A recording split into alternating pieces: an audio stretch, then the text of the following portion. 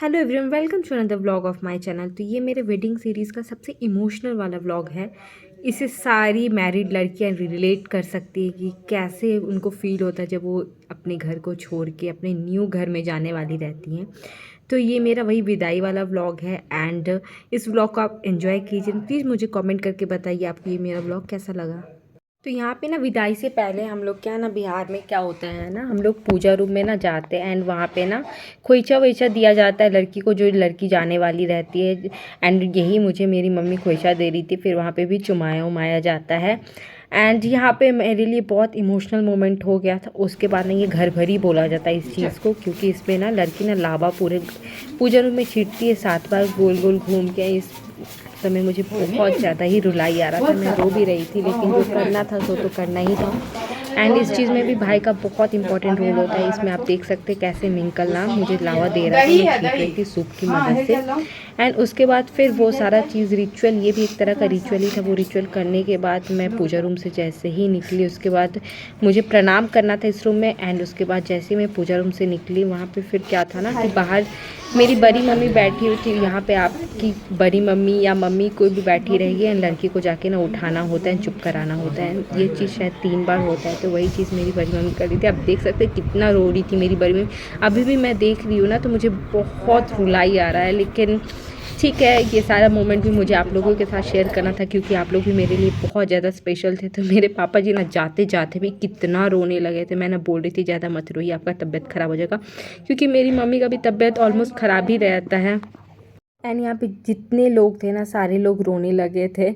And उसके बाद मैं कार में बैठ गई थी। फिर यहाँ पे भी एक रिचुअल था जिसमें ना भाई को ना पानी पिलाना था। मुझे बिल्कुल जाने का मन नहीं था, लेकिन न्यू लाइफ की शुरुआत के लिए मुझे जाना ही था, तो इसलिए मैं जा रही थी। एंड थोड़ा बहुत मैं खुश भी थी, क्योंकि मैं जिससे प्यार करती थी मैंने उसी से शादी किया।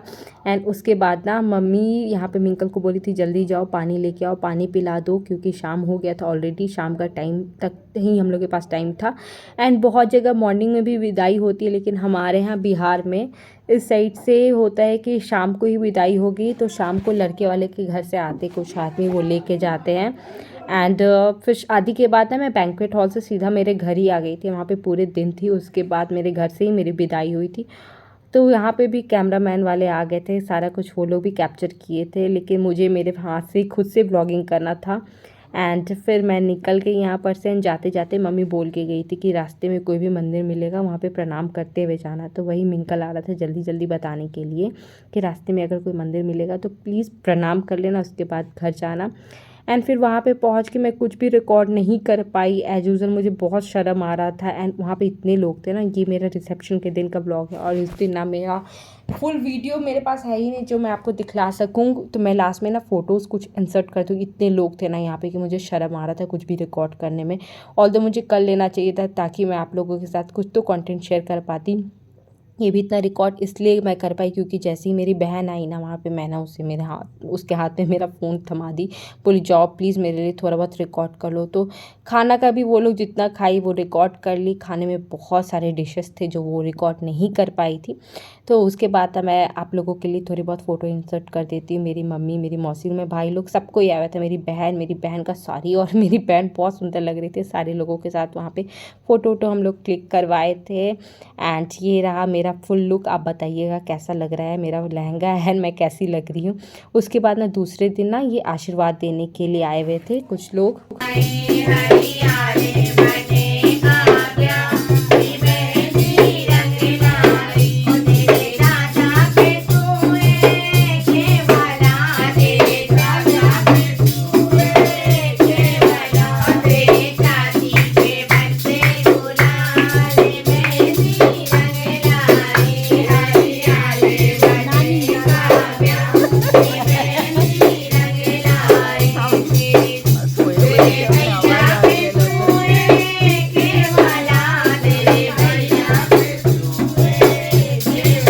तो शादी के बाद फर्स्ट दिन मैं मेरे हस्बैंड के साथ बाहर गई हुई थी, तो मुझे मेरी सिस्टर इन लॉ के लिए गिफ्ट लेना था।